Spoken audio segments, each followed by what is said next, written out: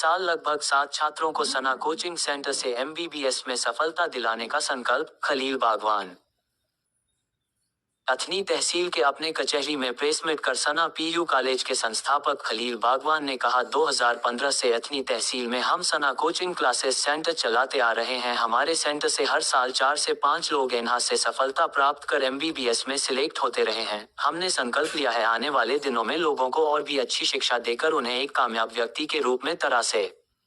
इन सभी बातों को ध्यान में रखते हुए लोगों को बेहतर शिक्षा देने के उद्देश्य से हमने तय किए है तहसील में सना कोचिंग सेंटर के साथ ही एक सना PU कॉलेज शुरू किया जाए।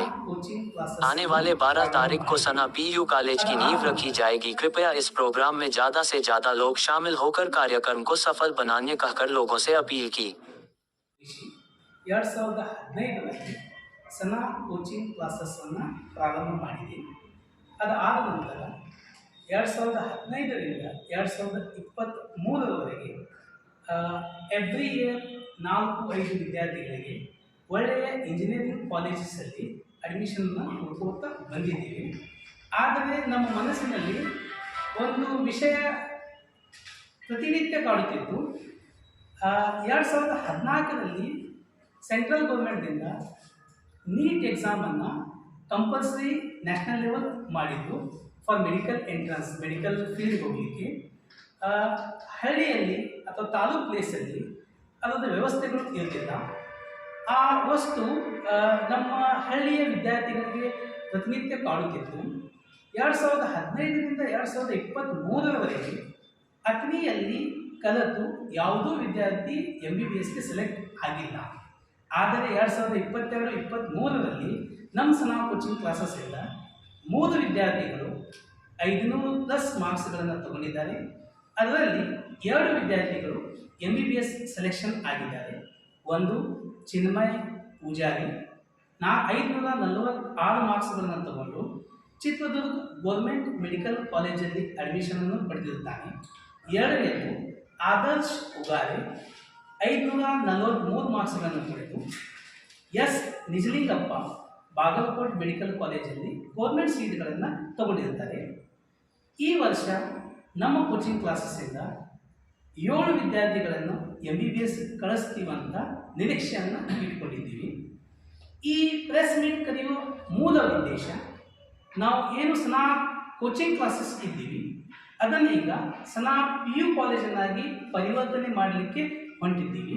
ಆ ಪರಿವರ್ತನೆಯ ಫಸ್ಟ್ ಪ್ರೋಗ್ರಾಮ್ ಅಡಿಗಲ್ಲು ಸಮಾರಂಭವನ್ನು ಇಟ್ಟುಕೊಂಡು, ಈ ಅಡಿಗಲ್ಲು ಸಮಾರಂಭಕ್ಕೆ ಅಧ್ಯಕ್ಷರನ್ನಾಗಿ ನಮ್ಮೆಲ್ಲರ ನೆಚ್ಚಿನ ನಾಯಕರಾದ ಶ್ರೀ ಲಕ್ಷ್ಮಣ್ ಸವದಿಯವರು, ex-DCM ಸಾಹೇಬರು ಹಾಗೂ ಜನಪ್ರಿಯ ಶಾಸಕರು ಅತ್ನಿ ಅವರನ್ನು ಅಧ್ಯಕ್ಷತೆಯನ್ನು ಕೊಟ್ಟು 2 ಜನಗಳನ್ನು ಮುಖ್ಯ ಅತಿಥಿಗಳನ್ನಾಗಿ ಕರೆ ಮಾಡಿದ್ದೀವಿ.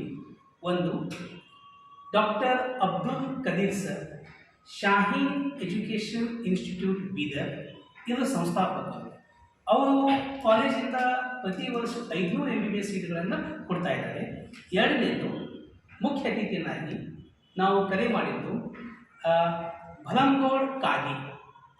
ನಮ್ಮೆಲ್ಲರಿಗೆ ಭರಮ್ಗೌಡ್ ಕಾಗಿ ಅನ್ನೋಕ್ಕಿಂತ ರಾಜು ಕಾಗಿ ಅಂತ ಜನಪ್ರಿಯರಾಗಿದ್ದಾರೆ. ಕಾಗವಾಡಿನ ಜನಪ್ರಿಯ ಶಾಸಕರು.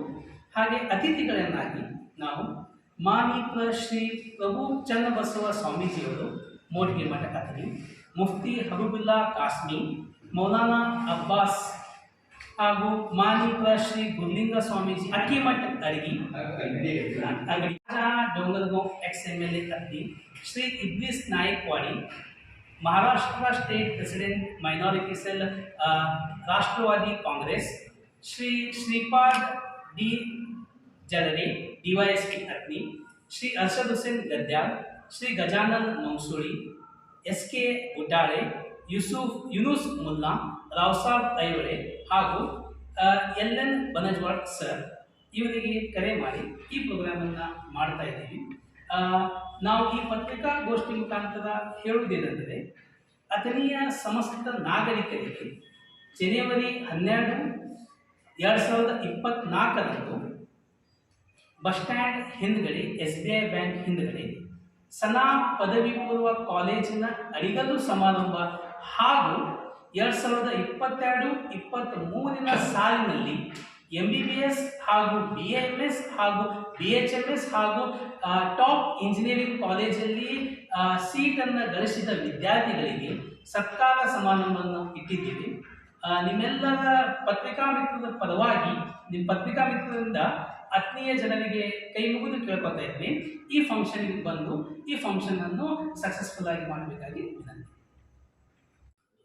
इस दौरान संस्था के संस्थापक खलील बागवान, खालिद बागवान, प्रकाश लिर्गी, अब्दुल अजीज मूला, स्फूर्ति हलसनगी, सुधाकर तेलेगड़े, रसूल झारे, संजय गुंडा, दादा पीर जमादार, जुबेर मोमिन, अनिल कदम, अमीन मुक्केरी सहित अन्य लोग मौजूद रहे.